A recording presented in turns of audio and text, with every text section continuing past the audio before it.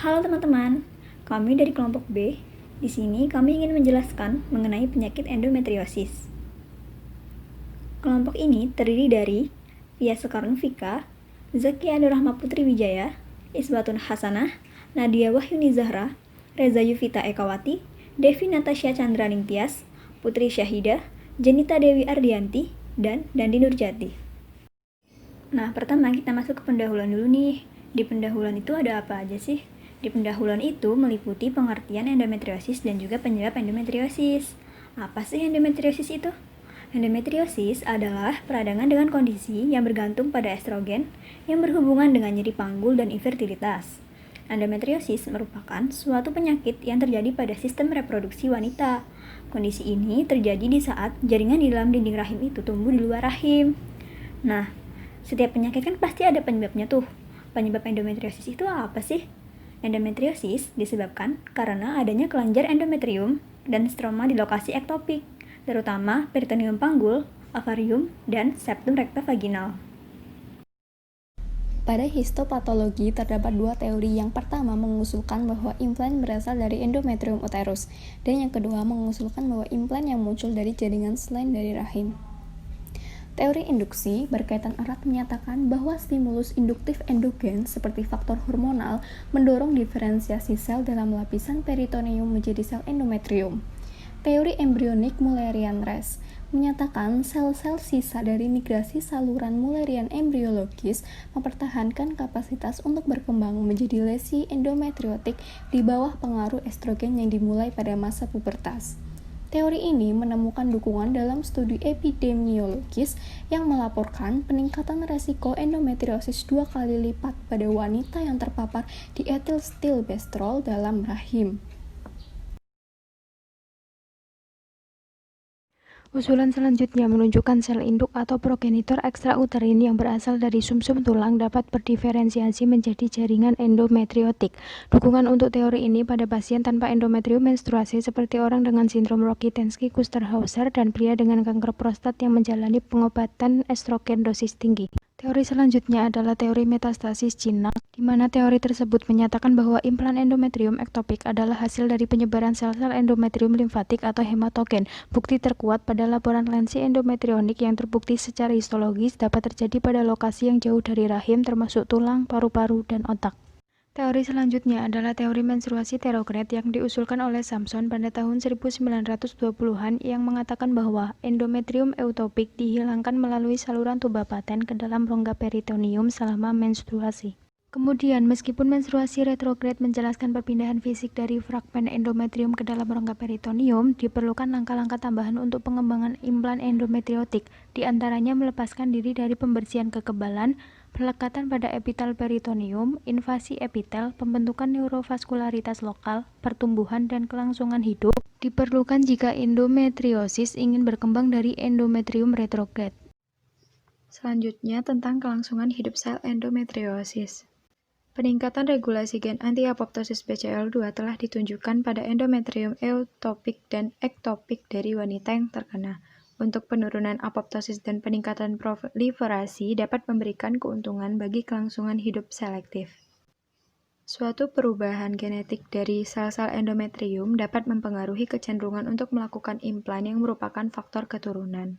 Risiko untuk kerabat tingkat pertama dari wanita dengan endometriosis berat adalah 6 kali lebih tinggi dibandingkan dengan kerabat wanita yang tidak terpengaruh sama sekali. Adanya perubahan genomik yang diperoleh merupakan sumber potensial untuk keuntungan kelangsungan hidup yang diberikan kepada sel-sel endometrium yang terkelupas. Terjadinya perubahan genom pada endometrium eutopik telah terdokumentasi dengan baik. Hilangnya heterozigositas dan mutasi somatik dari gen penekan tumor (PTEN) telah didokumentasikan. Perubahan genomik dalam implan endometriotik telah dijelaskan menggunakan CGH. Secara khusus, metilasi DNA menyimpang dari promotrogen yang produknya penting untuk respon progesteron endometrium normal. Selanjutnya adalah lingkungan hormonal yang berubah yang terdiri dari dua, yaitu ketergantungan estrogen dan resistensi progesteron. Pada ketergantungan estrogen, terjadi peningkatan ekspresi enzim dan penurunan enzim 17 beta HST tipe 2 yang menyebabkan peningkatan konsentrasi estradiol untuk merangsang produksi prostaglandin E2 lalu menyerang aktivitas aromatase. Pada resistensi progesteron, lesi endometriotik menunjukkan penurunan keseluruhan ekspresi reseptor progesteron relatif terhadap endometrium eutopik dan tidak adanya reseptor progesteron B. Selanjutnya adalah evasion dari pembersihan kekebalan. Jaringan endometrium reflux dibersihkan dari peritoneum oleh sistem kekebalan tubuh dan disregulasi. Mekanisme pembersihan ini telah terlibat dalam kecenderungan untuk implantasi dan pertumbuhan sel-sel endometrium. Endometrium eutopik dari wanita dengan endometriosis ditemukan lebih resisten terhadap lisis oleh sel pembunuh alami daripada endometrium eutopik dari wanita tanpa penyakit. Sistem imun berubah secara mendasar dalam kecenderungan endometriosis yang disebabkan oleh koordinasi autoimun yang tinggi dan penyakit atopik. Selanjutnya, penempelan dan invasi sel endometrium. Kondisi peritoneum yang diwariskan atau didapat dapat mempengaruhi kecenderungan perlekatan dan invasi transmesotelial oleh sel endometrium yang direfluks. Mesotelium yang utuh kemungkinan akan bertindak sebagai penghalang pelindung terhadap implantasi jaringan endometrium yang dimuntahkan. Fragmen endometrium yang melekat pada peritoneum hanya di lokasi di mana membran basal atau matriks ekstraseluler terpapar karena kerusakan lapisan mesotelial. Peningkatan MMP3 selama fase luteal dan upregulasi ICAM1 mengubah faktor pertumbuhan beta-TGF dan IL-6 selama fase menstruasi. Nah, beta-TGF ini dapat menginduksi invasi sel endometrium dalam model in vitro dari peritoneum. Ekspresi MMP7 endometrium biasanya ditekan oleh progesteron selama fase sekresi. Kemudian kita akan membahas mengenai neuroangiogenesis dan pertumbuhan lesi. Angiogenesis memiliki peranan yang cukup penting dalam patofisiologi endometriosis, karena pertumbuhan lesi endometriosis membutuhkan suplai darah yang adekuat. Ekspresi gen endometrium fase menstruasi pada wanita dengan endometriosis menunjukkan peningkatan faktor TNF-alfa, IL-8, dan MMP3. Kemudian ada vascular endothelial growth factor, yang merupakan faktor angiogenik yang banyak diteliti saat ini. VEGF dalam hal sebagai faktor angiogenik menyebabkan peningkatan permeabilitas dari pembuluh darah. Faktor pertumbuhan itu sendiri dapat memainkan peran mendasar dalam merangsang pertumbuhan dan diferensiasi endometrium ektopik. Progresi dan sekuel lesi.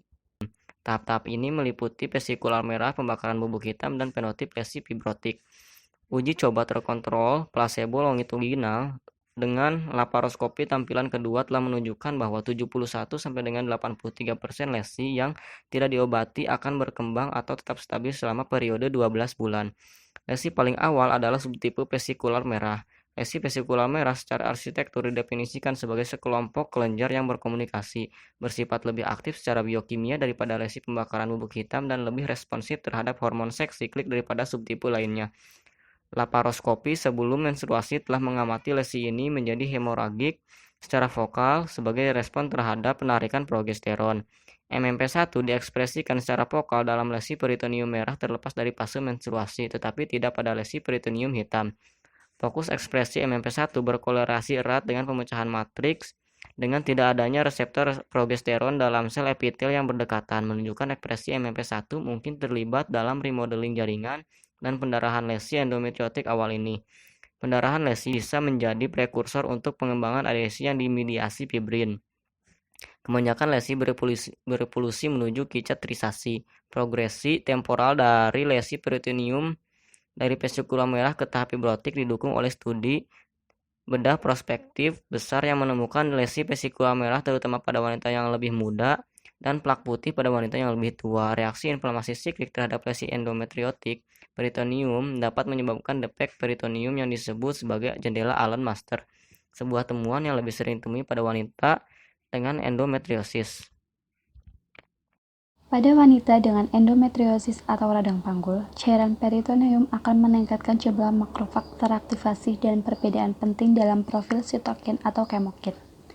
Lingkungan mikroperitoneum dalam endometriosis kaya akan prostaglandin. Makrofag peritoneum dari wanita dengan endometriosis mengekspresikan tingkat yang lebih tinggi dari COX-2 dan melepaskan jumlah prostaglandin yang jauh lebih tinggi daripada makrofag dari wanita sehat.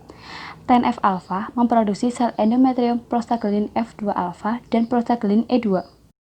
Peradangan tidak hanya hadir di lingkungan mikroperitoneum, tetapi juga di endometrium atopik wanita dengan endometriosis. Peningkatan jumlah makrofag terjadi pada wanita dengan endometriosis sepanjang siklus menstruasi.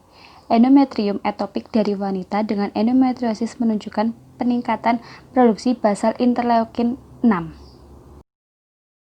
Sekian dan terima kasih.